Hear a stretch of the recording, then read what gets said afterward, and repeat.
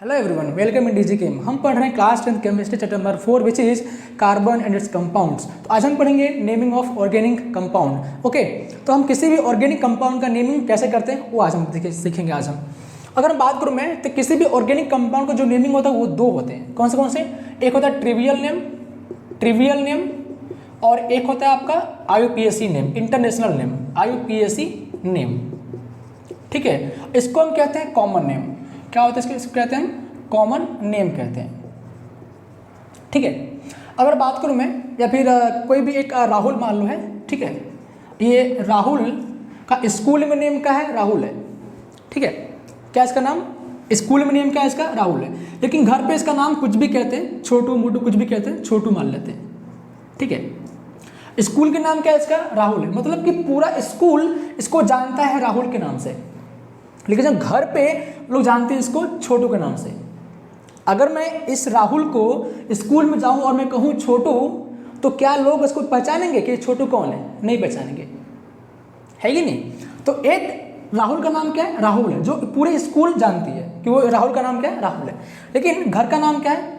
छोटू। मतलब ये क्या, इसका कॉमन नेम है। और इसका क्या नाम है? IUPAC नेम है। अब किसी भी ऑर्गेनिक कंपाउंड का दो नाम, कौन सा? एक कॉमन नेम, एक कौन सा आपका? IUPAC name. तो जो वर्ड ट्रिवियल नेम क्या था कि किसी भी साइंटिस्ट ने जो भी ऑर्गेनिक कंपाउंड को डिस्कवर किया, उन्होंने अपने नाम के हिसाब से या फिर जो ऑर्गेनिक कंपाउंड हमें किस सोर्स से मिला हुआ है उसके हिसाब से नाम रखा, या फिर हमें किस जगह से मिला है उसका नाम उसके हिसाब से उन्होंने रख दिया। तो जरा मुझे बताओ कि किसी भी इंसान के क्या बस की बात है कि 10 मिलियन से ज़्यादा कंपाउंड को नाम याद रह सके? नहीं है, पॉसिबल ही नहीं है। तो इसके लिए हमें क्या करना पड़ा? एक IUPAC का आपका एक संस्था है जिन्होंने किसी भी ऑर्गेनिक कंपाउंड को नाम को डिसाइड करने का रोका कि हम नहीं, किसी भी ऑर्गेनिक कंपाउंड का नाम इस तरह से रखा जाएगा। जो कौन करता है? IUPAC। ठीक है, दो नाम कौन से होते हैं किसी कंपाउंड के? कॉमन नेम या ट्रिवियल नेम। एक कौन सा होता है? IUPAC name. क्या होता है? IUPAC name. जैसे बात करूं मैं यहाँ पे एग्जांपल के लिए कि एक हमारे पास कंपाउंड है एसिटिक एसिड। कौन सा है? एसिटिक एसिड है। इसका केमिकल फॉर्मूला क्या होता है? CH3COOH। क्या होता है? CH3COOH। इसका नाम क्या है? एसिटिक एसिड है। अब जरा मैं बताऊं कि जैसे कि कॉमन नेम, क्या बात करूं मैं कॉमन नेम का, कि किसी भी कंट्री के अंदर, चाहे कोई भी कंट्री हो, उसके अंदर एक क्या होगा? Common name. क्या होगा कि उस पर्टिकुलर कंपाउंड को एक स्पेसिफिक नाम से जानते हैं। जैसे कि ये क्या आपका? विनेगर है, जिसे कहते हैं विनेगर। ये कहाँ से पाया जाता है? In vinegar. ठीक है, इसका नाम क्या है? Acidic acid. लेकिन इसको IUPAC क्या है? IUPAC अगर लिख दूं मैं यहाँ पे तो क्या होता है? इंटरनेशनल। IUPAC फुल फॉर्म क्या होता है? International union pure and applied chemistry. Pure and applied chemistry. ठीक है, क्या इसका नाम है? International pure and applied chemistry. ये एक ऐसी ब्रांच है कि किसी भी ऑर्गेनिक कंपाउंड को नाम रखता है कि नहीं, किसी भी ऑर्गेनिक कंपाउंड का इस तरह से नाम हम रखा जाएगा। ठीक है, ये पूरी वर्ल्ड वाइड फेमस है। ठीक है, ये क्या होता है समझेंगे यहाँ पे। जैसे ये क्या हमारा एसिटिक एसिड है, इसका नाम क्या है? विनेगर।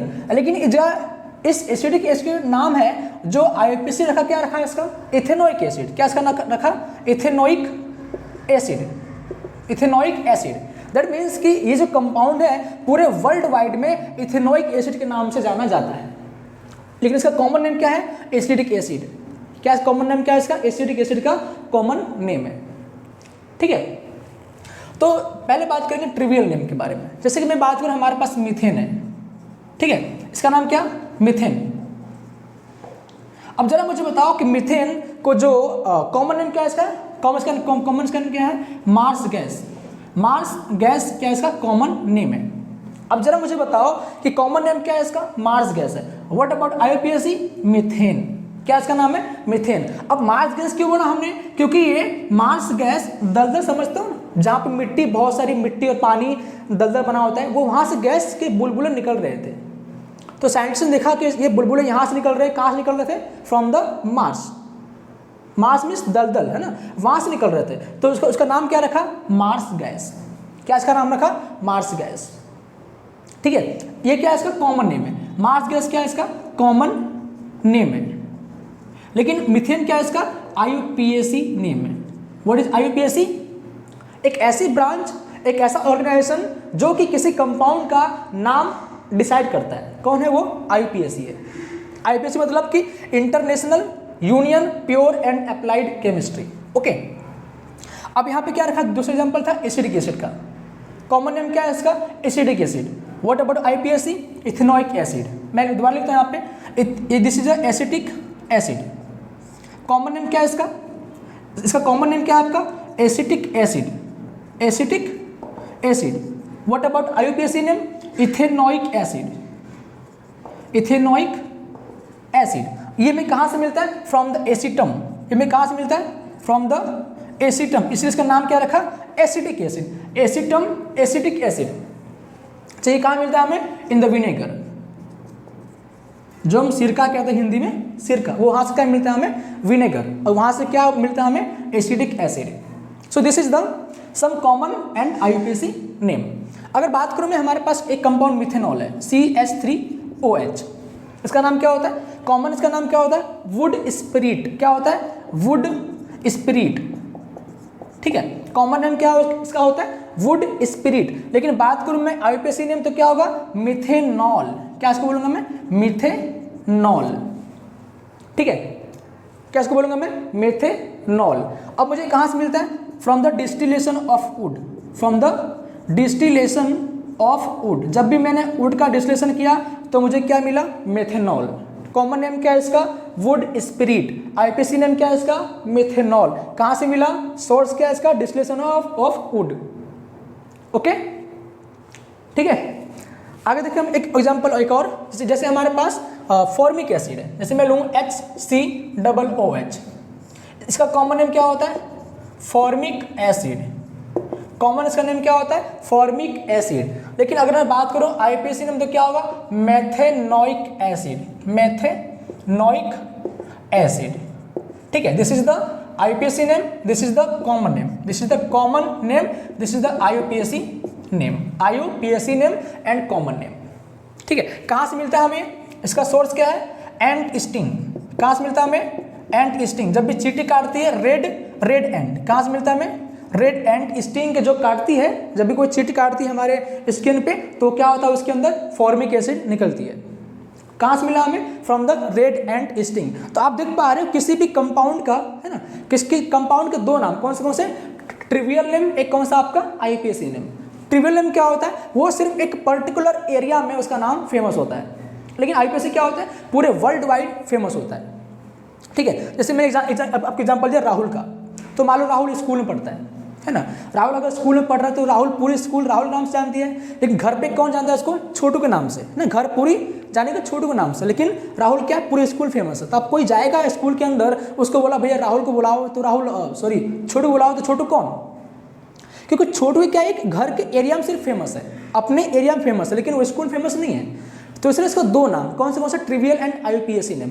What IUPAC name? एक ऐसी ब्रांच, एक आपका ऐसा ऑर्गेनाइजेशन जो कि पूरे कंपाउंड का नाम डिसाइड करती है कि ये इस कंपाउंड का नाम इस रूल से हम लिखेंगे। तो क्या होता है? IUPAC। ये क्या होता है कि कौन सा कंपाउंड किस सोर्स से मिला हमें, किस जगह से मिला हमें, और किस साइंटिस्ट ने इसका खोजा है, उसके नाम से इसका रख दिया हमने। ठीक है, अभी हम पढ़ेंगे IUPAC नेम कि IUPAC नेम किस तरह से किसी कंपाउंड का IUPAC नेम हम रखते हैं। ठीक है, अगर उसको मैं रफ करूं, समझते हैं इसको अच्छे से कि किसी भी IUPAC जो है किसी भी कंपाउंड का नाम रखने के लिए कौन से रूल या फिर कौन सा फॉर्मेट यूज होता है, अभी हम देखेंगे अच्छे से। अगर मैं लिखूं यहाँ पे, जैसे कि फर्स्ट जो है आपका किसी कंपाउंड के लिखने के लिए फॉर्मेट क्या होता है नाम लिखने का IUPAC। जैसे मैं लिखूं वर्ड रूट, पहला क्या होता है यहाँ पे? Word root. पहला कौन सा? Word root. ठीक है, उसके बाद क्या होता है? Primary suffix. क्या होता है? Primary suffix. उसके बाद क्या होता है? Secondary suffix. ठीक है, और इसके पहले क्या होता है? Primary prefix.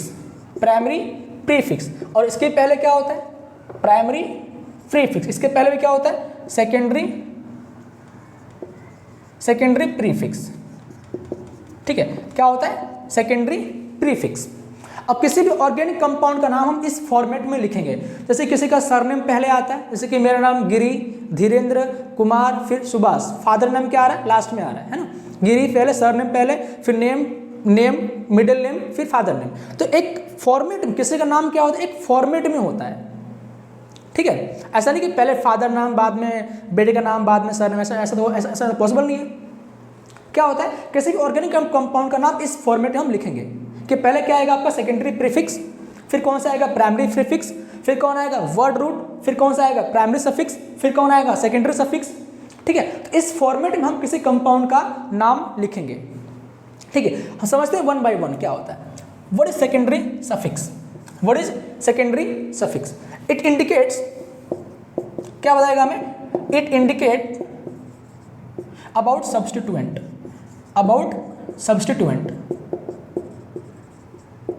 ठीक है, क्या होता है? It indicates about the substituent. क्या होता है सब्स्टिट्यूएंट? समझते हैं हम।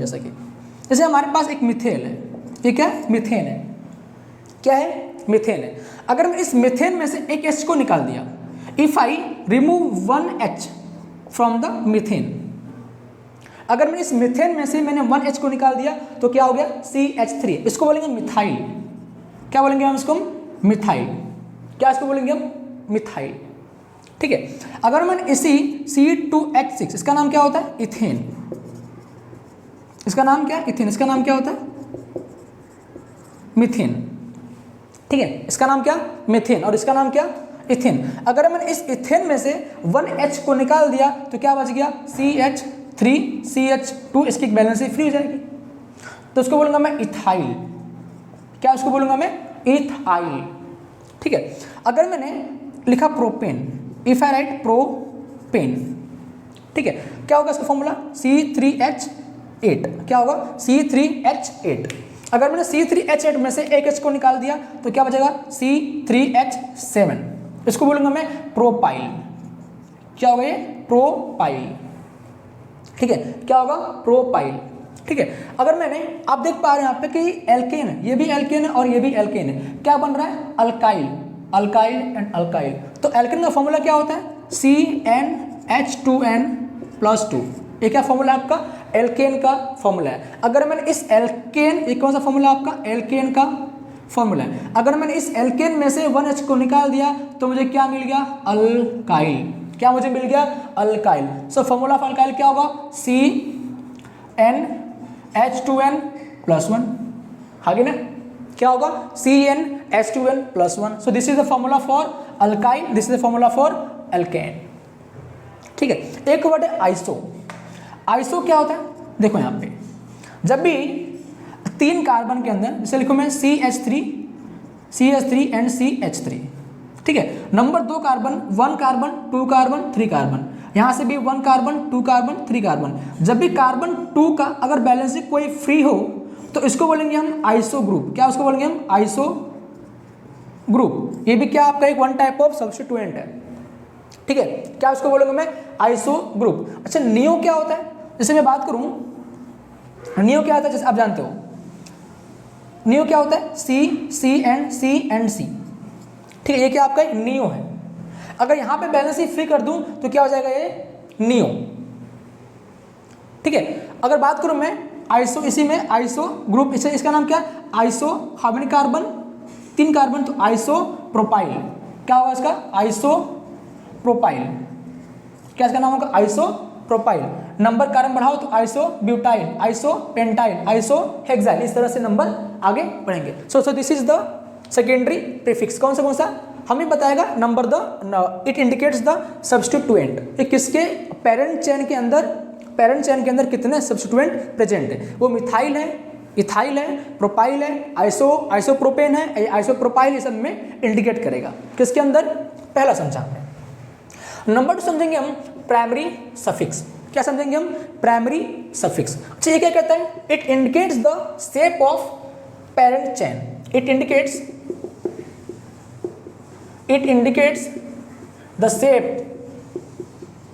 Of parent chain. अच्छा, यहाँ पे एक वर्ड है पेरेंट चेन का, इसे समझे पहले। जैसे कि इस कार्बन है इस तरह से, और यहाँ पे एक ब्रांच कर दूँ मैं इस कार्बन से, ठीक है। अगर मैं इस काउंट करूँ 1 2 3 4 5, यहाँ पे कितने कार्बन है? 6 कार्बन। और यहाँ पे कितने कार्बन? ऐसे काउंट करो तो 1 2 3 4 5, यहाँ 5 कार्बन हो रहे हैं। तो मोर नंबर जिस चेन में ज़्यादा कार्बन हो वो क्या होता है? आपका पेरेंट चेन। वो क्या होता है? आपका पेरेंट चेन। जिस चेन में मोर नंबर ऑफ कार्बन हो उसे कहते हैं हम पेरेंट चेन। और जिस कार्बन को हम पेरेंट चेन में काउंट नहीं करते हैं उसको बोलते हैं सब्स्टिट्यूएंट। क्या बोलते हैं? सब्स्टिट्यूएंट। इसको बोलेंगे ब्रांच, ठीक है। क्या बोलेंगे? इसको बोलेंगे हम ब्रांच, या इसको बोलेंगे हम सब्स्टिट्यूएंट, ठीक है। ओके, तो ये होता है पेरेंट चेन। पेरेंट चेन क्या होता है? It indicates the shape of parent chain, कि कैसा है, ओपन चेन है, ओपन चेन है, या फिर आपका क्लोज्ड चेन है, क्लोज्ड चेन। कौन बताएगा हमें? Primary prefix. Primary prefix indicates the shape of parent chain, कि वो पेरेंट चेन साइक्लिक है या फिर क्लोज्ड है, साइक्लिक है या फिर क्लोज्ड है। अगर हम समझें इसको कि कोई पेरेंट चेन अगर साइक्लिक हो या फिर क्या हो, आपका ओपन चेन हो, तो इसके अंदर समझेंगे हम। जैसे कि मेरे पास एक एग्जांपल है इस तरह से। अब बताओ यहाँ पे कि जो कार्बन है कैसा है? एक चेन में है या फिर क्लोज्ड है? चेन में है। कैसा? ये ओपन चेन है, ठीक है। ओपन क्या? आपका ओपन चेन है। अगर मैं यहीं पे बताऊं, जैसे मैं ये एग्जांपल कि यहाँ पर ब्रांच है, यहाँ पर ब्रांच है, यहाँ पर ब्रांच है। अच्छा, कैसा है कार्बन? कौन सा है? ओपन चेन है या फिर ब्रांच्ड है? ये भी आपका ओपन चेन है, क्योंकि कोई भी यहाँ पे क्लोज्ड चेन नहीं है। यहाँ पे ये क्या आपका ओपन चेन कंपाउंड है, ठीक है।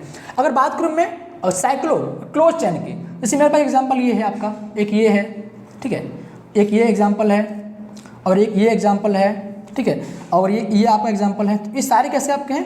क्लोज्ड कंपाउंड है। एक बात और, यहाँ पर क्या है? कार्बन है, ये भी क्या है? कार्बन, यहाँ भी कार्बन, यहाँ भी कार्बन, ठीक है। ये सब क्या है? कार्बन प्रेजेंट है यहाँ पे, यहाँ भी कार्बन कार्बन कार्बन, सब भी क्या है? कार्बन प्रेजेंट है। तो आप देख पा रहे हो ये कैसा आपका एक साइक्लिक है, ये भी कैसा है? एक आपका साइक्लिक है, ये भी साइक्लिक और ये भी साइक्लिक। कौन बताएगा हमें? Primary suffix.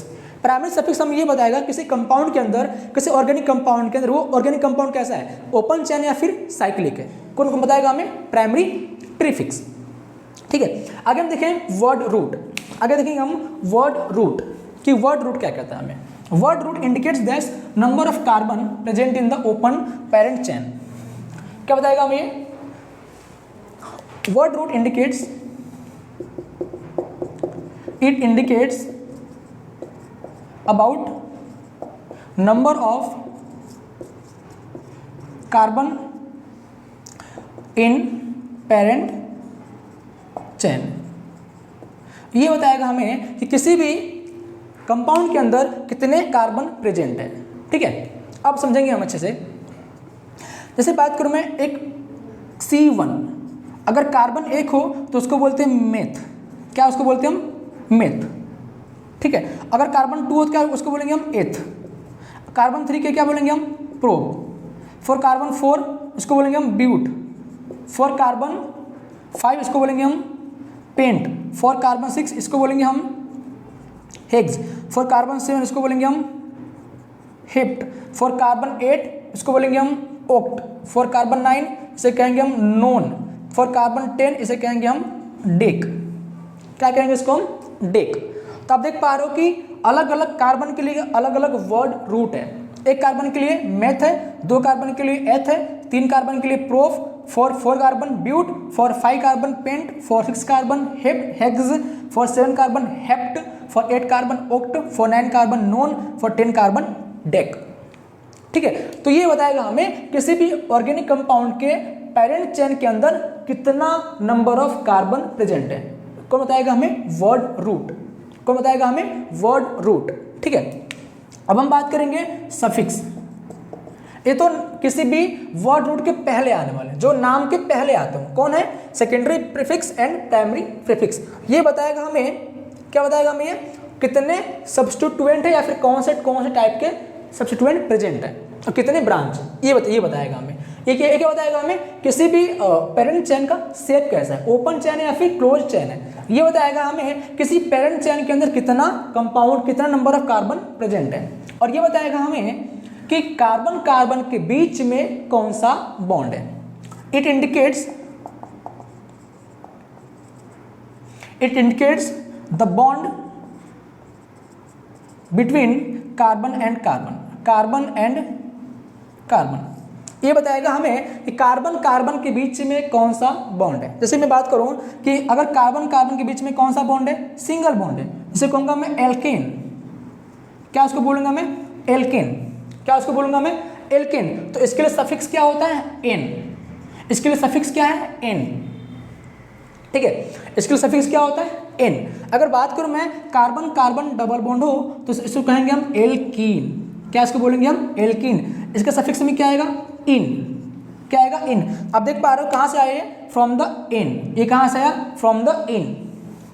कहां से आ रहा है ये, एल्केन, एल्कीन का इन क्या आ रहा है, इन।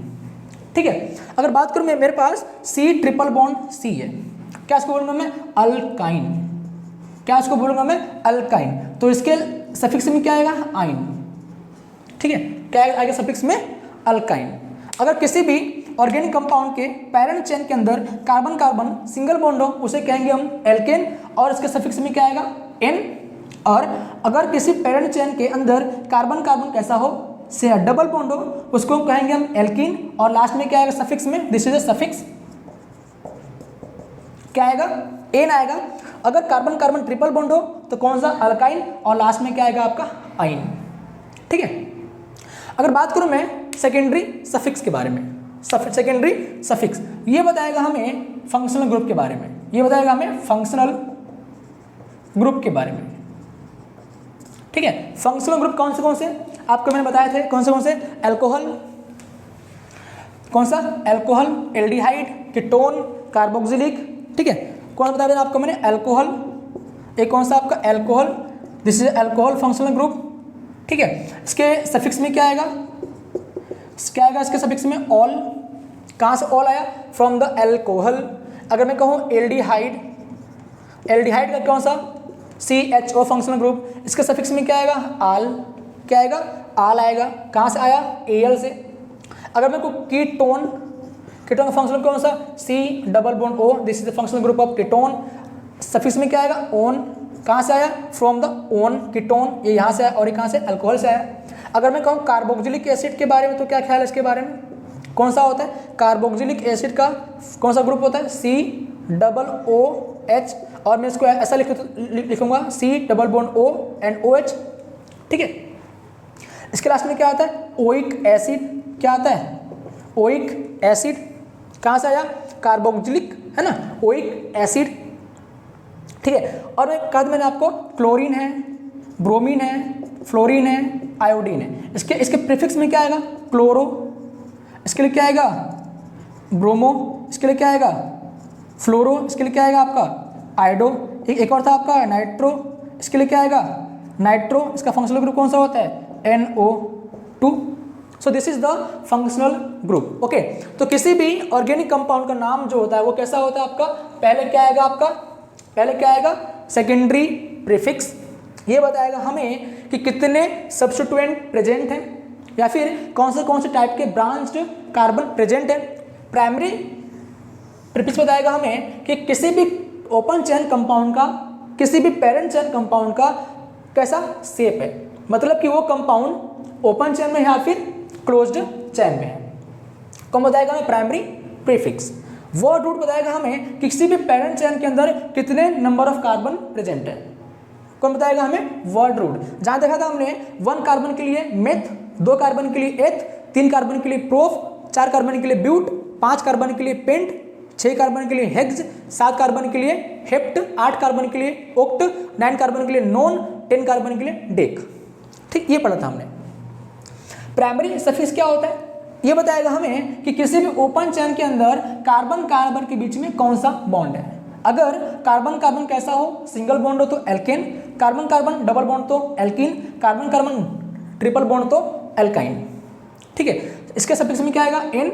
इसमें क्या आएगा, इन। इसमें क्या आएगा आपका, आइन, इन। ठीक है, ठीक है, इसको आपका इसको लिखें अच्छे से।